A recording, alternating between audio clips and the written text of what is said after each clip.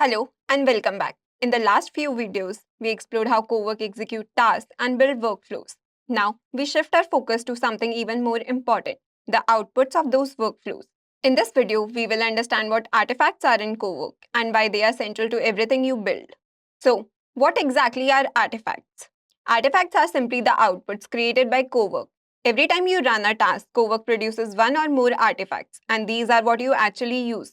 So instead of thinking about tasks as the end goal, think of artifacts as the real outcome because workflows only matter if they produce something usable.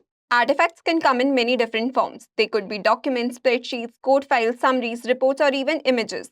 The format may change, but the idea stays the same. Cowork is creating something structured that you can actually use, edit, or share. Different formats, same concept, the output. Now, here is what makes artifacts powerful. They are AI generated. When you give a task, Co-work does not just respond. It decides when to create a structured artifact like a document or a report. The key to getting good artifacts is giving clear instructions and output formats. And once created, these artifacts are not static. You can refine them, reuse them, and build on top of them. So, the shift here is simple. You are not just getting answers, you are creating usable artifacts don't just get created and disappear. They follow a life cycle. They are created as part of a task, saved for later, updated over time, and then reused or shared. So, artifacts are not one time outputs, they become reusable building blocks as your workflow evolves. To manage all of this, Co-work gives you the artifact panel. This is where you can browse your outputs, preview them, rename them, and reuse them. So, instead of searching manually, everything is organized in one place, like your personal workspace for outputs. Now, let's quickly look at how artifacts are controlled. In most cases, artifacts are enabled by default, but you can manage this from settings. By going to the capabilities section. If you disable artifacts, Co-work will still generate outputs, but they will appear as simple chat responses instead of structured files. So, enabling artifact is what turns Co-work from a chatbot into a workspace. Now, here is an important distinction. Some artifacts are temporary. They exist only within the session. Others are saved, meaning they persist across sessions and can be reused later. So, as you work, you need to decide, is this something I just need now or something I'll reuse later?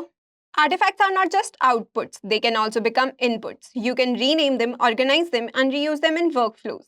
So, instead of recreating work again and again, you can simply build on what already exists. This is where Cowork starts to feel like a system and not just a tool. Now, here is where artifacts become even more powerful.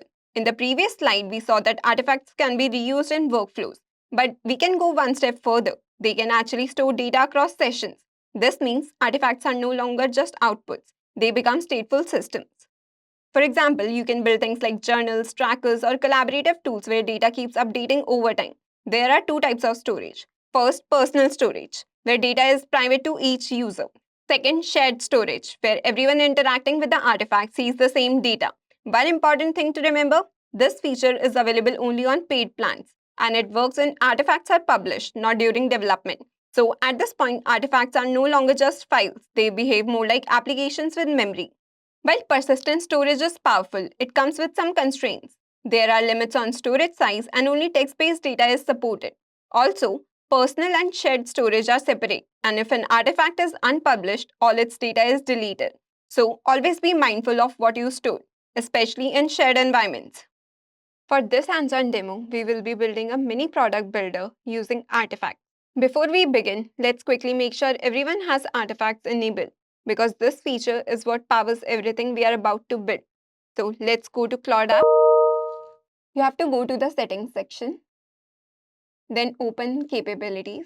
Over here, you'll see the artifacts section. Make sure this toggle is turned on. If it is off, you will only see outputs and chat, but not as structured, reusable artifacts. After that, we also have AI-powered artifacts. You can create apps, prototypes, and interactive documents that use Claude inside the artifact. Start by saying like, let's build an AI app to access the power of Claude API. You can also toggle that on. But for now, we are going to use artifacts only. So let's go back to a new task. Here I'm going to choose a different folder. I'll go to my desktop and choose the artifact. Now, let's shift how we think. Until now, we have been generating output, but with artifacts, we are creating something much more powerful. Structured outputs, reusable assets, and building blocks for systems. So today, we are not just running a task, we are going to build a mini system using artifacts step by step. We will build a simple but realistic system, a daily productivity tracker. And instead of doing everything in one go, we will create artifacts, evolve them, reuse them, and combine them. Let's start by creating our first artifact, a reusable template.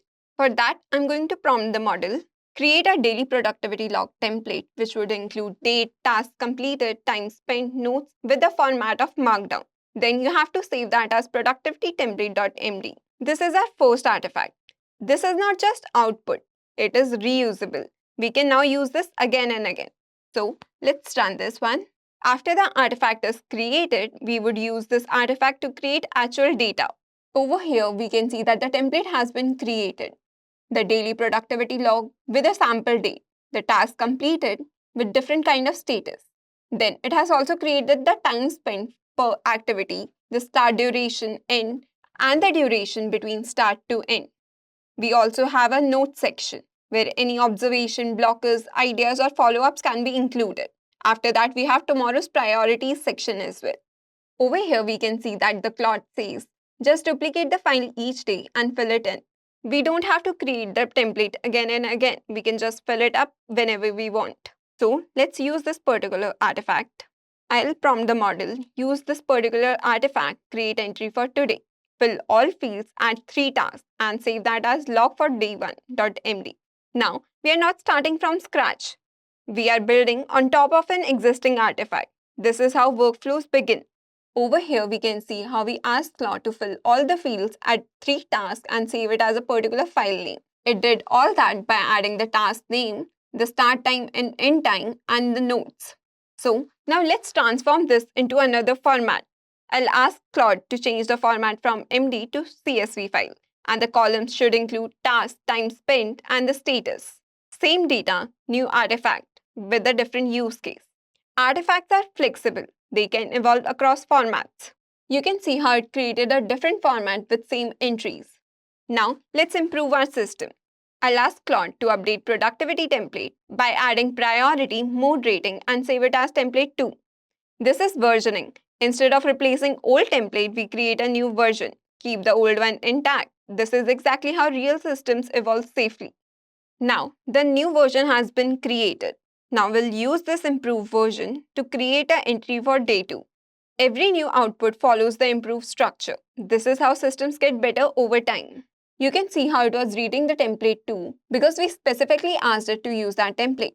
You can see how it added 5 more tasks, the time spent, the mood and energy section with tomorrow's priorities. Now, let's connect everything together. We'll ask it to use the log of day 1 and day 2, then generate the weekly summary, total time spent, and the most frequent tasks that occurred. We are basically combining multiple artifacts together. This is where artifacts becomes powerful. They don't just store data, they feed into future workflows.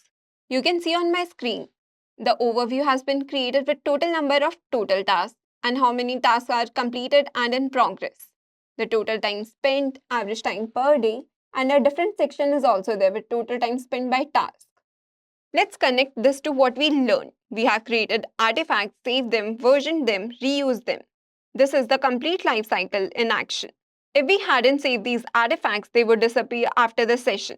But since we saved them, they persist and can be reused anytime. That's the difference between temporary and saved artifacts. In real-world workflows, templates, reports, datasets, all of these are artifacts, and over time, they become reusable systems. To summarize, artifacts are not just outputs. They are building blocks that allow you to create systems, maintain consistency, and scale your workflows. Let's quickly recap. Artifacts are structured outputs created by Co-work. They can take many forms and follow a life cycle. Create, save, update, and reuse. You can refine them using natural language, control them from settings, and even use them as building blocks for workflows. So, the key idea is simple. Artifacts are not just results, they are reusable assets. That's it for this video. Now you understand what artifacts are and why they are so important in Co-work. Thanks for watching, and I'll see you in the next one.